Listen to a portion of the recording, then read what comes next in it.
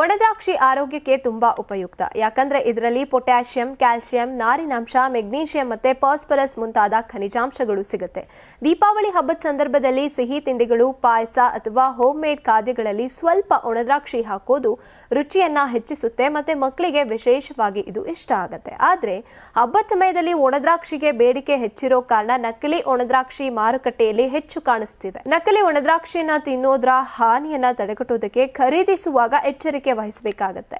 ನೀವು ಈ ಲಕ್ಷಣಗಳನ್ನ ಗಮನಿಸಬೇಕು. ದ್ರಾಕ್ಷಿ ಹೆಚ್ಚು ತೀಕ್ಷ್ಣ ಅಥವಾ ಅನ್ಯಾಚುರಲ್ ಕಲರ್ ಇದ್ರೆ ಎಚ್ಚರಿಕೆ ವಹಿಸಿ.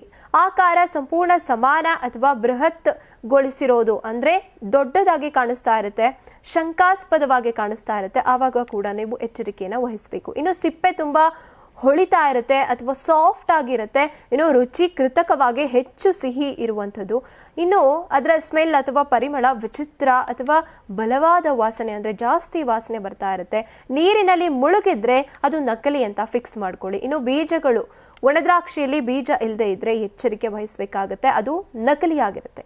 ಇನ್ನು ಕೈಯಲ್ಲಿ ಮುಟ್ಟಿದಾಗ ಹಳದಿ ಬಣ್ಣ ಬರೋದು ಕೂಡ ನಕಲಿ ಒಣದ್ರಾಕ್ಷಿಯ ಸೂಚನೆ.